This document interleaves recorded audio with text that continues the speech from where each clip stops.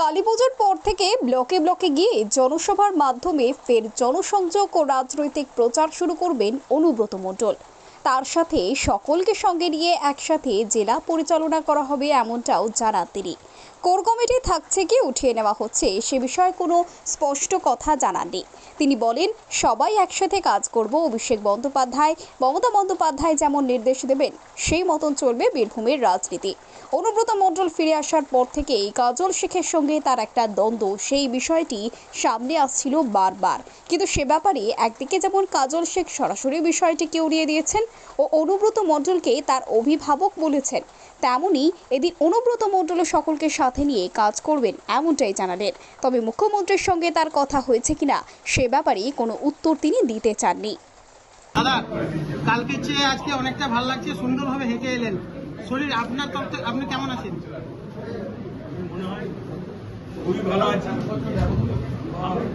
আপনাদেরকে আমি সহযোগিতা করতে পারবো, অনুরোধ করবো, বলতে পারবো। আমার মুখ্যমন্ত্রী এখানে এসেছিল, ধন্যবাদ জানাই।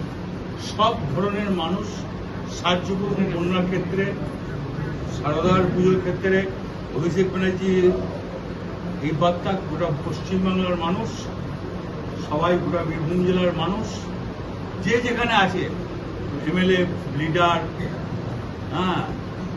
সভাধিপতি, সবাই একসঙ্গে মিলে কাজ করে মানুষের পাশে থাকে। আগামী দিনে কর্মসূচি কি কি হবে? আপনার কর্মসূচি কি কি থাকছে?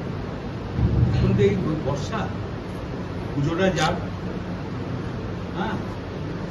কালী পুজোর পর, দিল্লির পর ব্লকে ব্লকে যাবো, মিটিং করবো।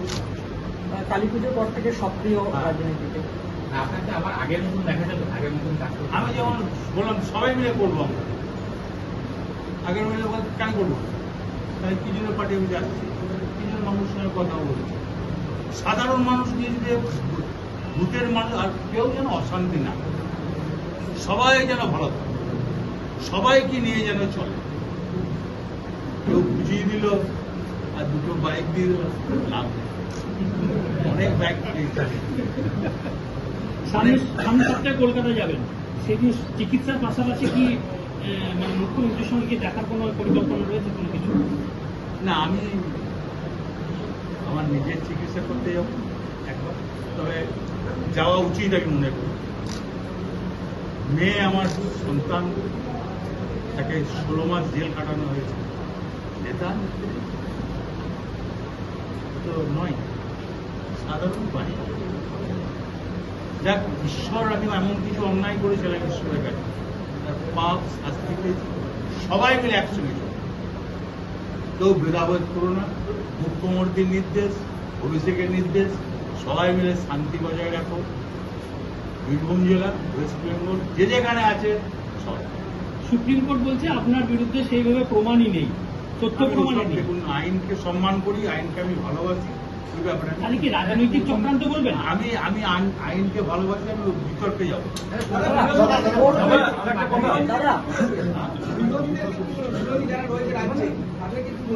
এখন আমি কিছু বলছি না।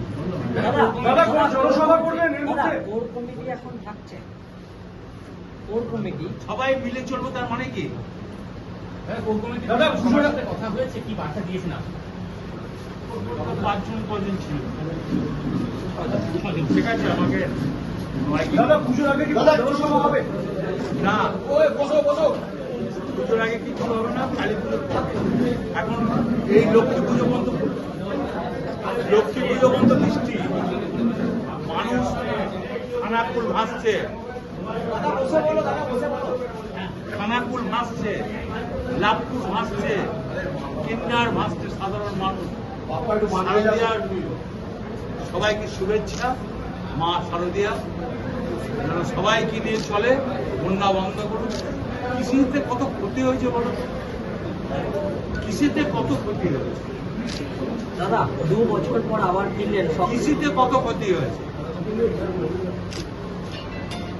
সবাইকে ভালোবাসি, সবাই থাকবে, সবাই আসবে, সবাই একসঙ্গে চলবে মুখ্যমন্ত্রী দাদা, দলীয় কর্মীদের কি বার্তা দেবেন? অভিষেকের নির্দেশ। দাদা, মুখ্যমন্ত্রীর সাথে কি কথা দলীয় হয়েছে? কর্মীদের কি বার্তা দেবেন? দাদা, দলীয় কর্মীদের কি বার্তা দেবেন? দলীয় প্রধান যে আসছে যা বার্তা দেওয়া দাদা, মুখ্যমন্ত্রীর সাথে কথা হয়েছে আপনার? বুঝছি ভাই তো টানাটানি করবে না সাংবাদিকদের আমি অনুরোধ করছি